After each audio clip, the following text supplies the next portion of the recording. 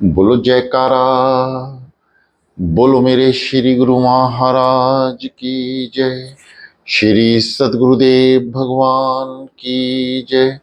श्री परमहंस दयाल जी महाराज की जय। श्री नंगली निवासी भगवान की जय। श्री अद्वैतानंद सच्चिदानंद प्रकाश। आज एक शख्स ने अर्ज किया कि आजकल छावनी या जंगली या जिला बोर्ड की मेंबरी के लिए लोग बाग मंगतों की सी टोली बनाकर दरवाजे दरवाजे फेरी लगाते फिरते हैं।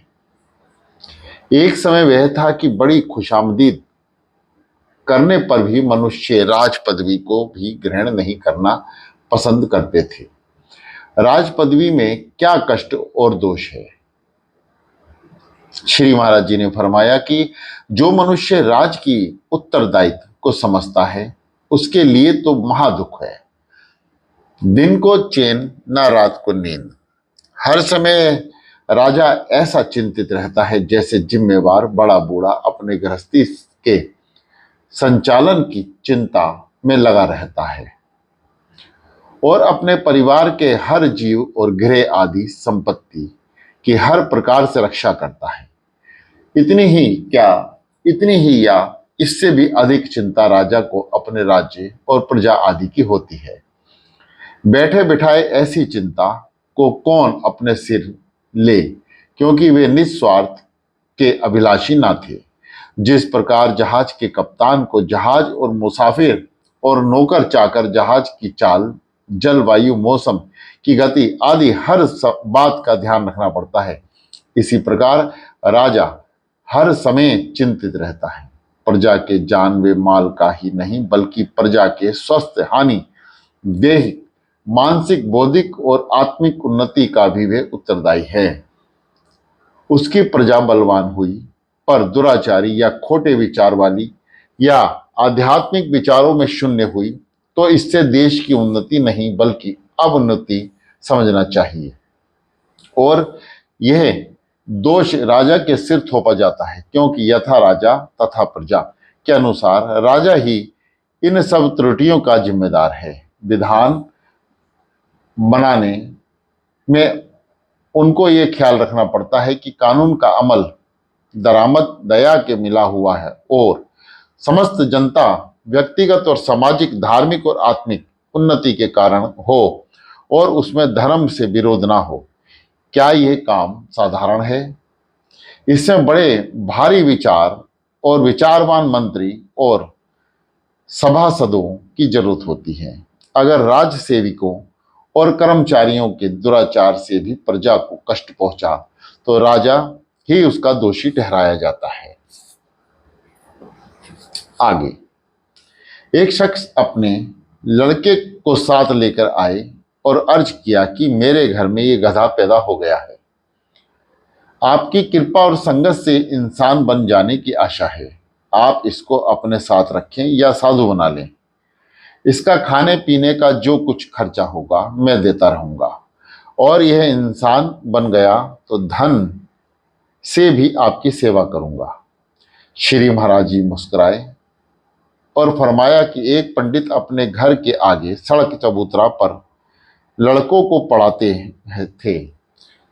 पड़ोस में धोबी रहता था। वह पंडित जी को ये कहता सुनता रहता था कि गधों को इंसान बना देता हूं। धोबी ने औलाद ना थी।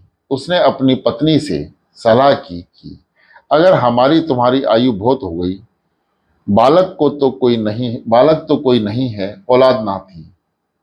पंडित जी गधे को मनुष्य बना देते हैं, तुम कहो तो बनवा लें, वही बुढ़ापे का सहारा होगा। वह रजामंद हो गई तो धोबी ने पंडित से सब हाल कहा। पंडित जी ने सोचा कि अच्छी चिड़िया फंसी है। बोले, बड़े भैया ये काम तो हम कर देंगे मगर 500 रुपया खर्च होगा। धोबी ने सब जेवर आदि बेचकर 500 इकट्ठे किए और रुपया और गधे को लेकर पंडित जी के पास पहुंचा।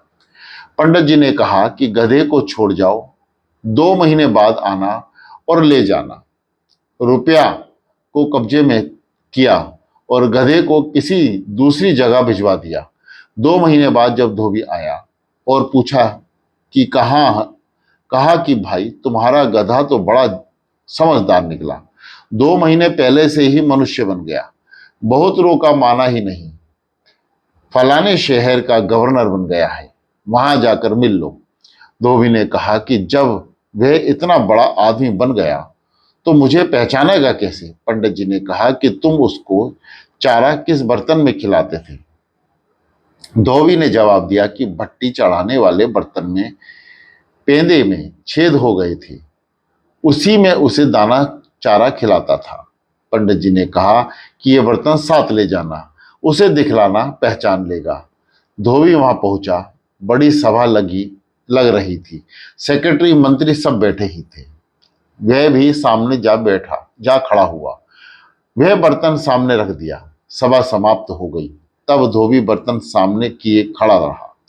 गवर्नर ने पूछवाया कि क्या चाहता है, तो बोला कि तू अब तक मुझे पहचाना नहीं, इतने दिन मेरे यहां पला, खाया पिया, अब ऐसा भूल गया?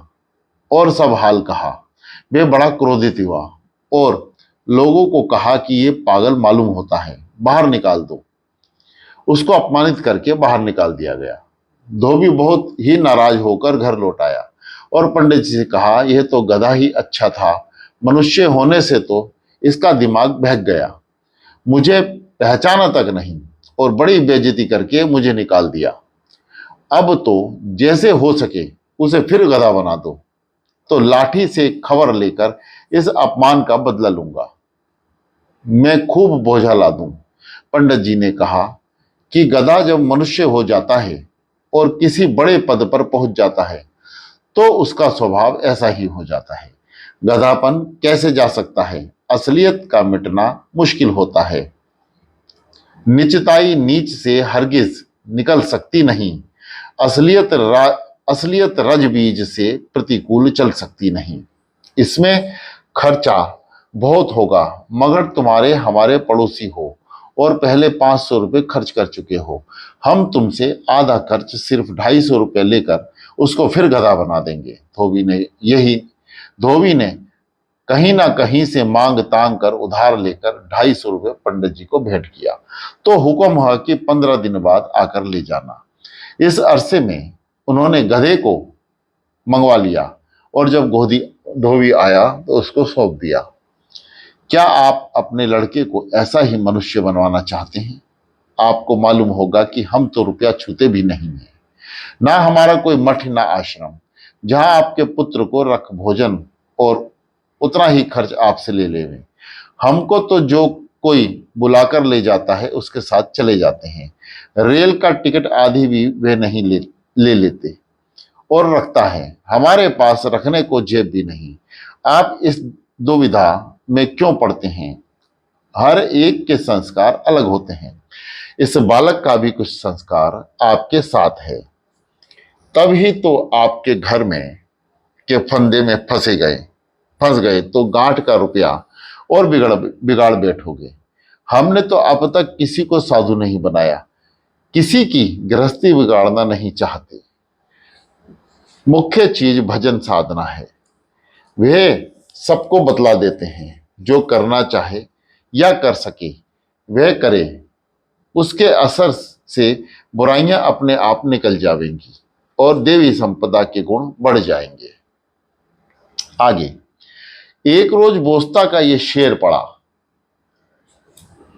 गर आईना अज आहा गर्दत सहा, सबद रोशन आईने दिलब आहा।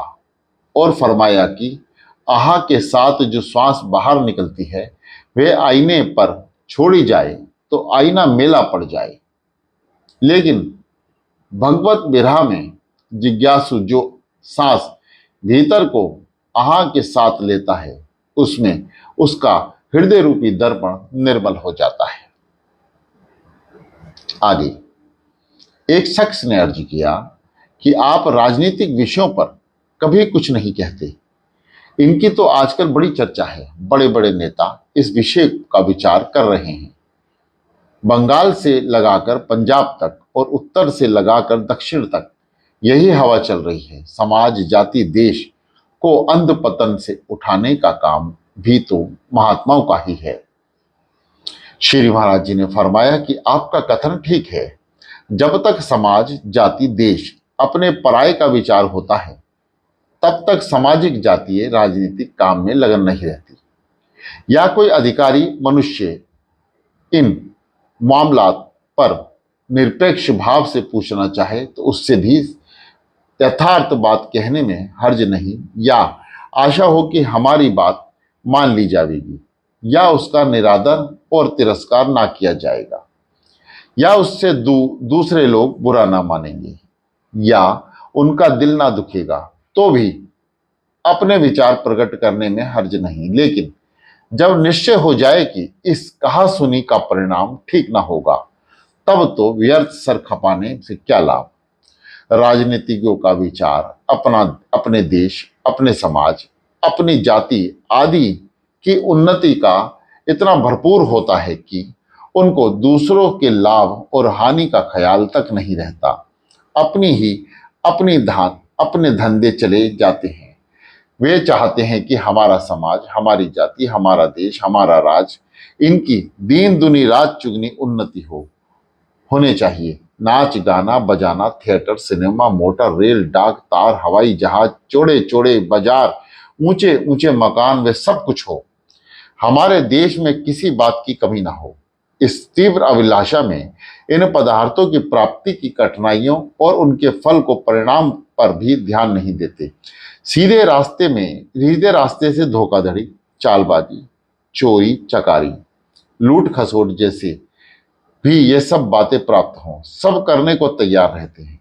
मुंह में राम, बगल में छुरी होती है। उपदेश तो है कि किसी को मत सताओ, किसी को मत मारो, जीव हत्या मत होने दो, अपना राज स्थापित कर लो। किसी के हाथ में से एक पैसा भी छीना जाए तो हाथापाई होने लगती है। भला देश और राज और अधिकारी जैसे पदार्थों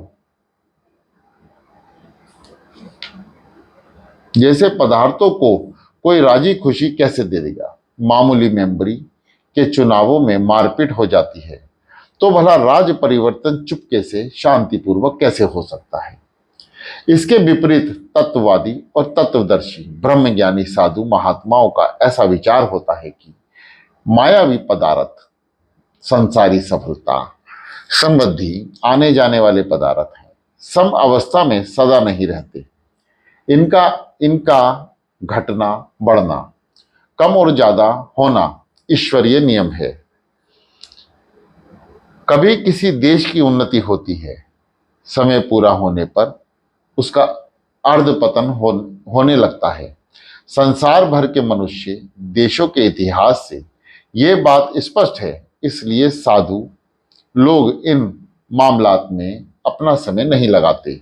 घट यंत्र यानी रहट की तरह वे काम ऊपर जाने, खाली होने, फिर नीचे जाने, फिर भरने और ऊपर चढ़ने का नियम अनुसार होता रहता है। क्या रथ चलाने वाला नीचे जाने वाले यात्रियों को नीचे जाने से रोकता है। इसलिए जो कार्य स्वयं होते रहते हैं उसमें वे अपना पैर नहीं अड़ाते और ना हाथ डालते हैं। देशवासी और जनता के जैसे कर्म होंगे उसका फल अवश्य भोगना पड़ेगा। कर्म फल के भोग में बाधा डालना महात्माओं का काम नहीं। इन मायावी पदार्थों की प्राप्ति, इनकी अधिकता, राज्य की स्वतंत्रता आदि कामों से आत्मोन्नति नहीं हो सकती। मानसिक और आत्मिक उन्नति का जो रास्ता है उसका उपदेश करने को हम हर समय तैयार हैं। जब राजनीतिक और आध्यात्मिक विचारों और कामों में इतना भेद और अंतर है तो फिर एक ही की बात दूसरे को कब सुहाएगी। व्यर्थ का झगड़ा खड़ा करने से क्या लाभ होता है। आगे एक शख्स ने पूछा कि काम के लिए समय का विभाग कैसे करना चाहिए। श्री महाराज जी ने फरमाया कि मनुष्य धन दौलत को बहुमूल्य समझते हैं, लेकिन काल या समय अनमोल है। साधारण मनुष्य में जितनी कद्र और चीजों का है उतनी समय की नहीं। जो उसका अच्छा उपभोग करते हैं वही बुद्धिमान हैं। उसमें इतनी बातों का विचार करना जरूरी है। हर कार्य के संबंध में पहले ये विचार करना चाहिए कि यह करने योग्य है या नहीं। दूसरा, जब निश्चय कर ले कि करना है तो उस काम को जल्द से जल्द करें। इतना अटका कर ना करें कि काम का समय निकल जाए। मसलन किसी को विवाह करना है तो 20 वर्ष हद है, 25 वर्ष की आयु तक कर ले। यह ना हो के बैठा बैठा सोचता रहे और 40 वर्ष की आयु में करे। तीसरा, अगर कोई किसी कार्य के बारे में राय पूछे या किसी काम के करने को कहे तो उसको हाँ या ना का जल्दी उत्तर दे देना चाहिए। यह मुनासिब नहीं है कि कल आना परसों आना कहकर उसका समय खराब करें। दाता से ये सूम भला जो जल्दी दे जवाब। चौथा, जैसे आमदनी मुकर्रर हुई है उसी प्रकार समय भी मुकर्रर हो चुका है। होश संभालने से मरने तक के सब काम इसी थोड़े से जीवन में पूरे करने हैं। भजन, भोग, जीविका, मिलना जुलना, सत्संग, बिरादरी, व्यापार, लेना देना सब काम समय अनुसार करें। पांचवा, अगर कोई काम एक साथ सामने आ जाए तो ये निर्णय करें कि पहले कौन सा काम करना है और जिस काम को आरंभ करें उसको जहां तक हो सके पूरा करने के बाद दूसरे बड़े काम को हाथ लें। छठा, बहुत मनुष्य कहते हैं कि हमको फुर्सत ही नहीं। यह असत्यवाद है। जो धन का सद उपयोग करते हैं उनके पास धन बहुत आ जाता है। जो समय का अच्छा उपयोग करते हैं उनको समय बहुत निकल जाता है। 7, समय ढूंढने से नहीं मिलता, यह प्राप्त रूप है। उस पर हाथ डालो और ले लो। 8वां, जब काम करते करते जी उगता जाए तो कुछ समय के लिए विश्राम करें और अगर काम करने से थक जाएं तो कोई हल्का काम हाथ में ले लें, जैसे सीना, परोना, लिखना, पढ़ना या कोई मनोरंजन जिससे भी जी बहल जाए और चित्त हरा भरा हो जाए। इसमें और काम करने के लिए उत्साह बढ़ता है। आगे, एक रोज जनाब बाबू प्रभु दयाल जी साहब ने अपनी किताब से बहुत बड़ा करीब 32 सफ़े का लेख मनुष्य शरीर और जीव के संबंध में लिखकर पेश किया। उसका खुलासा निम्नलिखित है। मनुष्य शरीर के 3 भागों में विभाजित किया है। पहला, रूपवान जो दिखाई देता है उसको स्थूल शरीर भी कहते हैं, जो भौतिक द्रव्यों से बनता है। दूसरा, जिसका रूप आंख में नहीं दिखता मगर उसकी हस्ती का पूरा पता लगता है, जैसे स्पष्ट दिखता नहीं मगर साइंस की रूह से हस्ती प्रकट हो, उसको लिंग शरीर या एक्स्ट्राल शरीर भी कहते हैं। उसका पितृलोक से संबंध है। तीसरा, अरूप शरीर जिसको कारण शरीर भी कहते हैं। इसमें मन, बुद्धि और आत्मा शामिल है। यही असल जीव है। कारण शरीर से लिंग शरीर और लिंग शरीर से स्थूल शरीर घिरा हुआ है। स्थूल शरीर में अपना सूक्ष्म अंशों से लिंग शरीर का और लिंग शरीर अपने सूक्ष्म अंशों के कारण शरीर का सहारा पहुंचाते रहते हैं, यानी स्थूल से सूक्ष्म और सूक्ष्म के कारण वह तरक्की करते हैं। पहला, स्थूल शरीर का वर्णन करने की जरूरत नहीं। जिन तत्वों से बना है उनका हाल सब साधारण सत्संग भी जानते हैं। तत्वों के अंश और इंद्रियों के स्वरूप इसमें शामिल हैं। जिस जीव में तमोगुण अधिक होता है उसका स्थूल शरीर बहुत पुष्ट होता है और वह अपनी स्थूल और सूक्ष्म शक्तियों से इस स्थूल शरीर को ही बढ़ाता रहता है। इसका लिंग शरीर निर्मल होता है और मानसी शरीर को बेतरतीब छोटा सा होता है। तामसी मनुष्य में कर्म करने के लिए मानसी शरीर की तरफ से कोई हुक्म निकलता ही नहीं और निकलता भी है तो भी अंतर आत्मा की बात सुनता ही नहीं, यानी जमीर का उसमें पता ही नहीं चलता। बाहर के मुद्दे से जो असर पड़ता है उससे ही मेल करके वह कर्म करता है। बुरे कर्मों के असर से लिंग और मन शरीर क्षीण होते रहते हैं। अच्छे कर्मों के असर से ये पुष्ट होते रहते हैं। लोभ मोह से दुख या भय लिंग शरीर में तूफान पैदा करते हैं। और मानसिक शरीर पर भी हल्का असर डालते हैं, और उनके असर से ऊपर के शरीरों में भी उसी प्रकार की जरूरत बढ़ते रहते हैं। यानी अच्छे कर्मों के असर से अच्छे और बुरे से बुरे अंश बढ़ते ही रहते हैं। बुरे अंशों से सुस्ती और अच्छों से चेतना बढ़ती है। लिंग और कारण शरीर एक दूसरे से इतने मिले हुए हैं कि दोनों मिलकर एक सा काम करते हैं।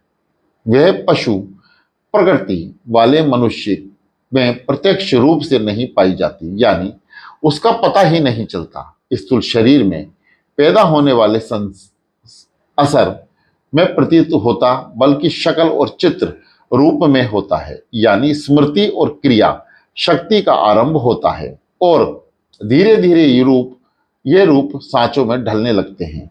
इंद्रियों के मिलाप से पैदा हुई शक्लें मानस स्थूल माथि को अपने चारों तरफ खींच लेती है, ताकि बाहिरंग स्त्रियों के कर्म इंद्रियों के कर्म से जो असर पैदा होते हैं उन पर विचार करके दुखदायी कर्म से बचने और सुखदायी से प्रेरित होने की इच्छा पैदा होती है।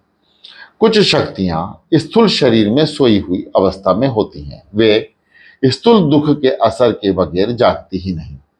इनको दुखों का अनुभव और मानसिक शरीर से आने वाली धारें जगा देती हैं, और जीव को शनि शनि कर्तव्य और इन करने वाले कर्मों में अंतर प्रतीत होने लगते हैं, और तजुर्बत के नतीजे चैतन्यता पर असर डालकर कई शक्लें बनाते हैं।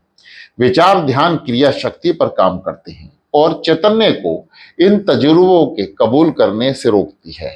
स्थूल दुनिया के द्वार एक्सट्राल पर पहुंचकर फिर मानसिक शरीर में पहुंचकर ऐसा सबक देते हैं कि इंद्रियों को स्वतंत्र विचारने की बजाय मन उसको अपने अधीन रखे। इस प्रकार की रोकथाम सूक्ष्म मद्दा को मानसिक शरीर की तरफ खींचने लगती है। अगले जन्मों के तजुर्बात के बमुरीब ख्याल में से पैदा हुई तसुरबत की आपस की खींचातान से मानसिक शरीर की विरोधी होती है और उसकी बनावट नियम अनुसार होने लगती है। दूसरा, मध्य श्रेणी के इंसानों और मानसिक शरीर बहुत कुछ बढ़ जाता है। जिस प्रकार पृथ्वी लोक को जमीन तजुर्बों की प्राप्ति में व्यतीत होता है, उसी प्रकार बीच के लोगों की जिंदगी भी उस लोगों के तजुर्बे के नतीजे इकट्ठा करने में काम करती है। इस क्रिया से हर नए जन्म में जीव इस पृथ्वी लोक पर हमेशा कुछ ना कुछ बड़ी चढ़ी शक्तियां बनाता जाता है, और इस जन्म लेते लेते मनुष्य हो जाता है। नियम है कि व्यायाम से शरीर की वृद्धि होती है। जिस अंग को बेकार छोड़ दिया जाए वही शक्तिहीन हो जाता है। इसी प्रकार अगर सूक्ष्म और मानसिक शरीरों से काम न लिया जाए तो वे स्थिर हो जाते हैं। जिस अंग में रोग उत्पन्न हो जाते हैं और रोगी मादा स्वास्थ्य के नियमों के अनुसार काम नहीं करता, तो नियम है उसको निकालकर अच्छे परमाणु उत्पन्न किए जाते हैं।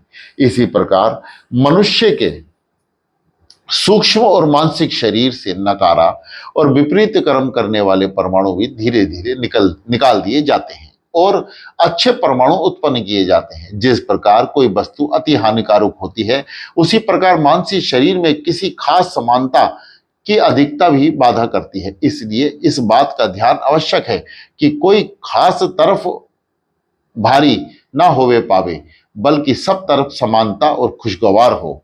इसलिए आत्म परीक्षा वे आदर्श प्राप्ति के लिए खास रास्ते की तजवीज ये दो बातें जरूर होनी चाहिए। नियमों के ज्ञान के साथ साथ जो तजुर्बत होते हैं उनमें से भी बहुत सहायता मिलती है और उन्नति का विश्वास हो जाता है।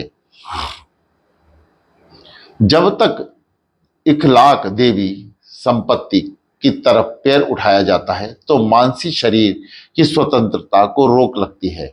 इसलिए वे विरोध पर खड़ी हो जाती है और बहुत कठिनाइयां सामने आती हैं, यहाँ तक कि प्रतिबंध तक हो जाता है। इसलिए पहली सीढ़ी पर पैर धरते समय विरोधों का मुकाबला करने में भी बड़ी शक्ति और सावधानी की जरूरत है। बहुत अरसे तक मनुष्य को अपनी उन्नति का पता नहीं चलता, जिससे निराश नहीं होना चाहिए। शनै शनै पैर जमा कर चलने से उसको उन्नति की दृढ़ विश्वास हो जाता है और अंत में सब बाधाओं को हटाकर सफल होता है। जिससे आत्मिक उन्नति कर ली है, उसके शरीर की मलयुक्त मिलावटें दूर हो जाती हैं और शरीर भोग विलास की इच्छा नहीं रहती। इसके विचार बहुत ऊंचे हो जाते हैं और अच्छे अच्छे ख्याल और शुभ चिंतन होने लगता है। पूर्व जन्म के तजुर्बात और संस्कार से ये सब बातें प्राप्त होती हैं। उपदेश का असर तो सिर्फ इतना होता है कि उनके निध्यासन में जो आत्म संस्कार उसमें होते हैं उनको धक्का देकर बढ़ाने के लिए उकसावे और विरोधी शक्तियों को नष्ट कर दें। जबरदस्ती नए संस्कार किसी में डाले नहीं जाते, न डालने की कोशिश करनी चाहिए। अरूप मानसिक तत्वता मनुष्य के सब जन्मों में यह है कि उसका असली घर होता है। जब जीव आत्मा का विकास गर्भ में या बचपन अंडकार रूप में होता है, हिरण्यगर्भ या कारण शरीर या अंतर्यामी या सूत्र आत्मा कहते हैं, या इस तबके के सबसे ऊंचे 3 दर्जे के मादा से बना हुआ बहुत सूक्ष्म झिल्ली की तरह होता है और तरक्की करके बहुत सुंदर, शानदार और खूबसूरत बन जाता है।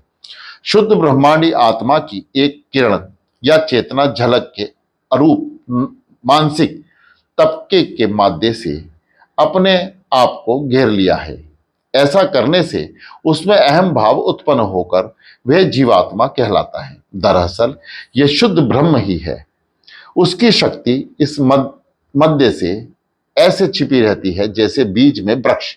मनुष्य जीवन ऐसे हैं जैसे जीव को बोना, सुकर्म और परोपकार रूपी सूर्य की गर्मी से पलकर और भक्ति के आंसुओं से, जल से भरा भरा रहकर और जीवन के तजुर्बात की खुराक से बढ़कर बड़ा वृक्ष बनकर अपने पैदा करने वाले मालिक या अपने भंडार का जिसमें से ये उत्पन्न हुआ है उसी का रूप धारण कर लेता है। जन्म लेते समय मानसिक शरीर के ऊपर लिंग और स्थूल शरीर जैसे जैसे बनते हैं, उसी प्रकार मरने के पश्चात सिलसिले से छूटते जाते हैं। कहने में आता है कि फला मनुष्य ने चोला छोड़ दिया, उसकी योनि छूट गई। आत्मिक उन्नति के समय भी जैसे जैसे मनुष्य तरक्की करता है, वैसे ही वैसे सिलसिले के साथ उसका अभ्यास नीचे के शरीरों से छूटता जाता है। जिस जिस लोक से गुजर कर वह ऊपर चढ़ता है, उसी लोक के शरीर को वहां छोड़ आ जाता है। लेकिन उस शरीरों में रहकर जो तजुर्बे किए हैं वे और भोगों में के फल साथ जाते हैं, वे कारण शरीर में एकत्र हो जाते हैं। उन्हीं में से कुछ जरूरी अंश लेकर इसका नाम प्रारब्ध रखकर नया शरीर बनता है।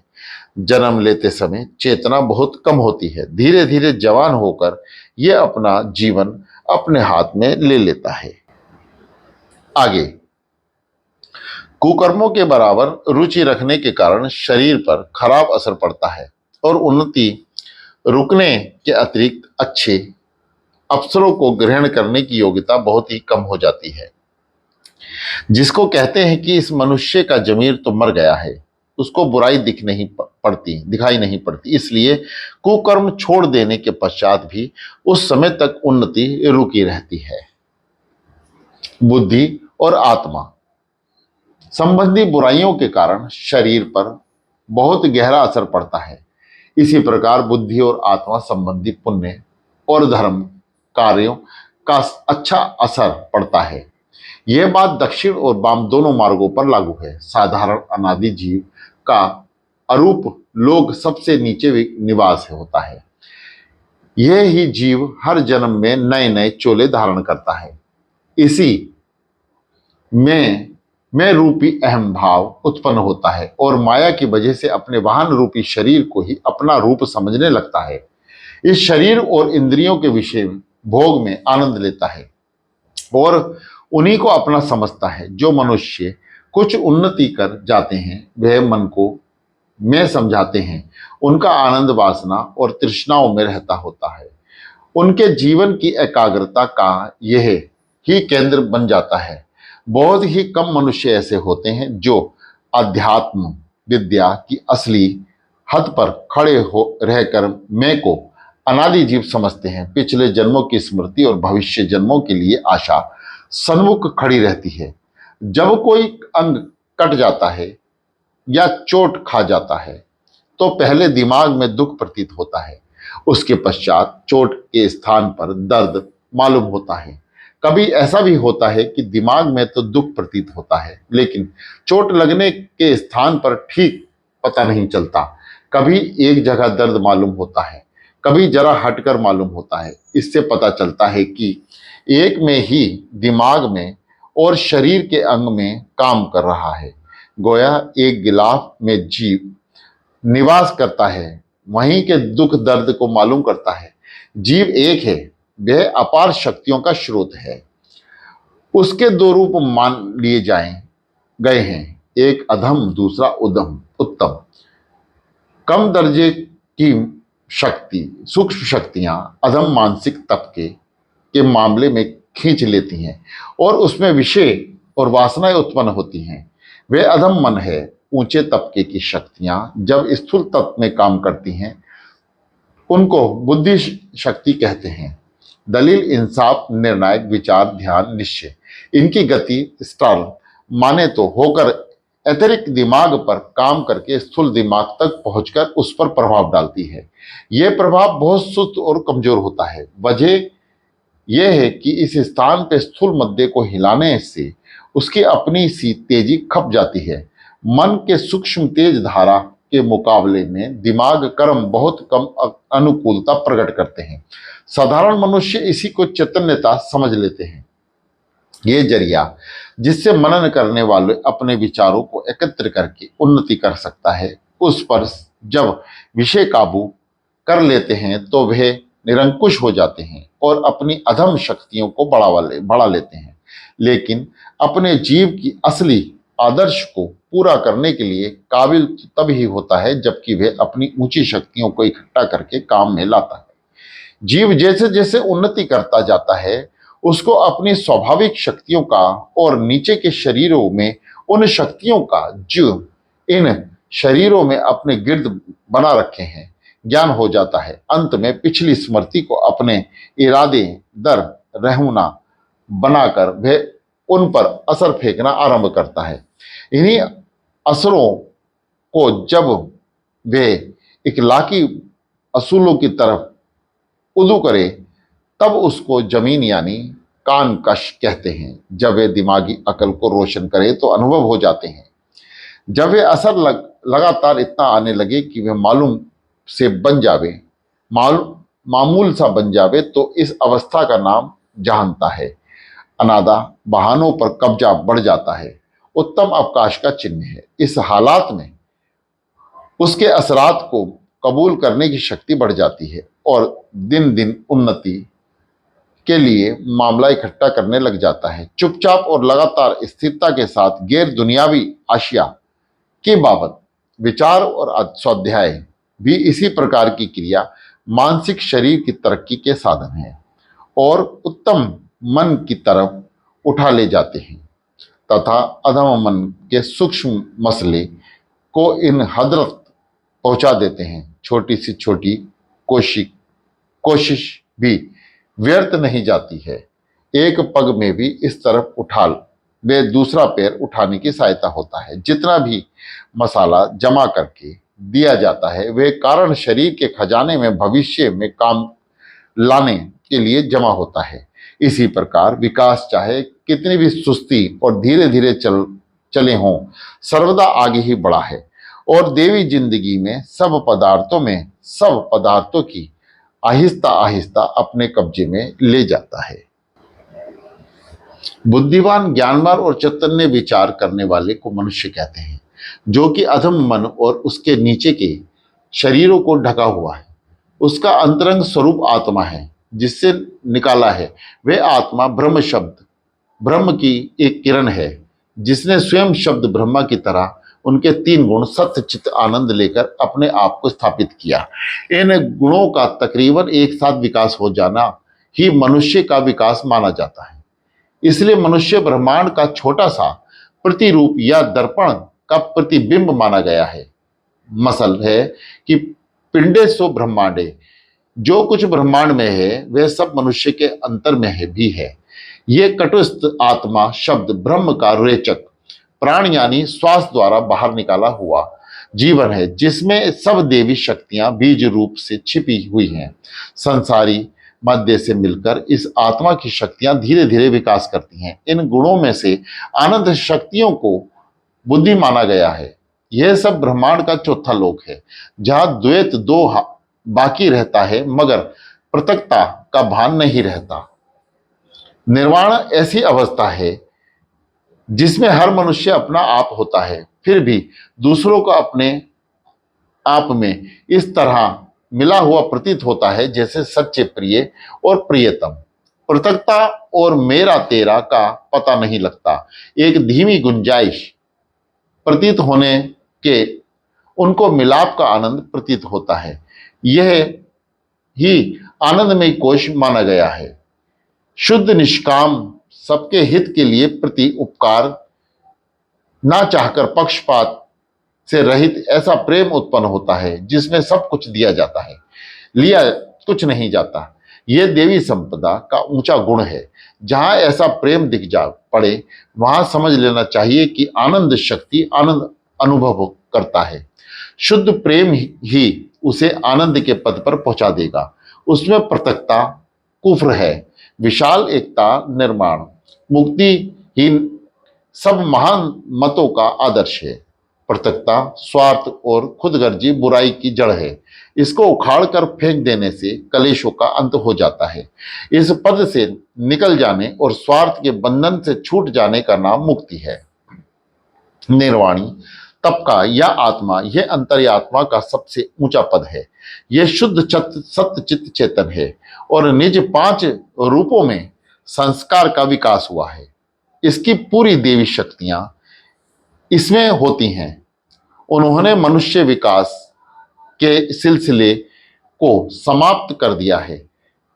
यही इस आत्मिक या निर्णायक चेतना को प्राप्त करते हैं और ऋषि कहलाते हैं तथा पूर्ण सच्चिदानंद अवस्था में रहते हैं। जब जीव शुद्ध ब्रह्म से उत्पन्न होता है तो ऐसा प्रतीत होता है कि आत्मिक समुद्र से प्रकाश की छोटी सी चिंगारी बुद्धि तत्व से अलग कर दी और अंडे के रूप में घेर लिया। ये मानसिक लोक के अरूप भाग के संबंध रखता है। ज्यों ज्यों विकास बढ़ता है त्यों त्यों वे प्रकाशमान अंडा बड़ा और दूधिया रंग का होता जाता है। इस अंडे को शुद्ध ब्रह्म से जोड़े रखने वाला धागा या सूत्र इतना फैल जाता है कि आत्मिक जीवन की लहरें उनके द्वारा आती जाती हैं। चौथे और 5वें तबके के विकास के लिए समय निश्चित है, तो भी जो लोग जतन करके जल्दी प्राप्त करना चाहें वे सब भी इस रास्ते पर चल सकते हैं। इस प्रकार आनंद में कोश जल्दी प्रकट हो जाता है। मनुष्य उत्तम लोकों की चेतना को भोगने लगता है। आवागमन के चक्कर बंद हो जाते हैं। मुक्ति का आनंद जो निर्माण पद है उसको प्राप्त होता है। निर्माण को विनाश नहीं समझना चाहिए। निर्वाण की अवस्था नाश से विलक्षण है। ये एक प्रकार का जोरदार जीवन है जिसको इंद्रियां और मन नहीं पा सकते। निवारण में ये शक्तिवान आत्मा है रहते हैं जिन्होंने पिछले जन्मों में विकास को पूरा कर लिया है और शब्द ब्रह्म के ज़हूर के साथ इस संसार को प्रकट करने के लिए आए हैं। देवलोक के स्वामी और नीचे के लोकों के प्रबंधकर्ता इसी स्थान पर रहते हैं। निर्वाण पद ब्रह्मांड का हृदय माना जाता है, जहां से जीवन की लहरें निकलती हैं। रेचक प्राण जो जीवन का स्वरूप है यहीं से निकलता है और यहां ही पूरक जाता है। जब ब्रह्मांड की मियाद पूरी हो जाती है वह सुंदर दृश्य जिसकी भक्त जन इच्छा रखते हैं वे बिना पर्दे के यहां दिखती है। इस स्थान के नीचे जो लोग अलग अलग हैं उन सब का यहां मेल हो जाता है। अहंकार यानी यह सब बुद्धि इंसान को मैं और मैं नहीं के अंतर सिखाती है।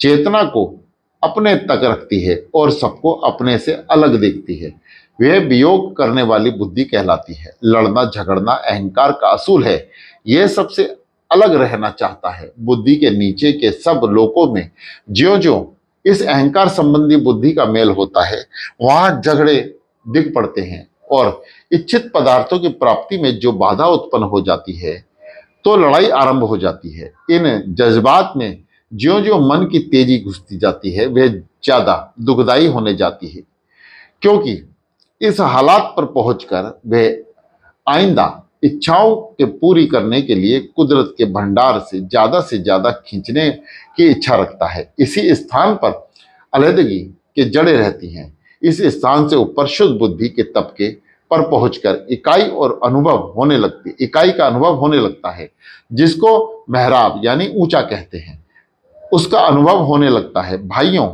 के दिल भाइयों से, नस्लों कौमों आदि के दिल इसी अहंकार के भेद में से एक दूसरे से अलग हो रहे हैं। बुद्धिमान इन छोटे अंतरों को नहीं देखता और सबको अपना संबंधी कुनबा एक ही स्रोत से जीवन शक्ति पाने वाला समझता है। असलियत तो यह है कि अहंकार स्वार्थ आदि के वश में होकर इसको ना मानने से ईश्वरीय नियम नहीं बदल जाता, एक बाल बराबर भी कमी पेशी नहीं हो सकती। यह भी निश्चय है कि जो ईश्वर इच्छा के विरुद्ध कर्म करता है, चाहे वे एक मनुष्य हो या कौम भर हो या देश भर हो, वे नष्ट भ्रष्ट हुए बगैर नहीं रह सकता। जो चाहता है कि और उसके काम नष्ट ना हो, तो उसको इस विरोध से बचना चाहिए। बोलो जयकारा, बोलो मेरे श्री गुरु महाराज की जय।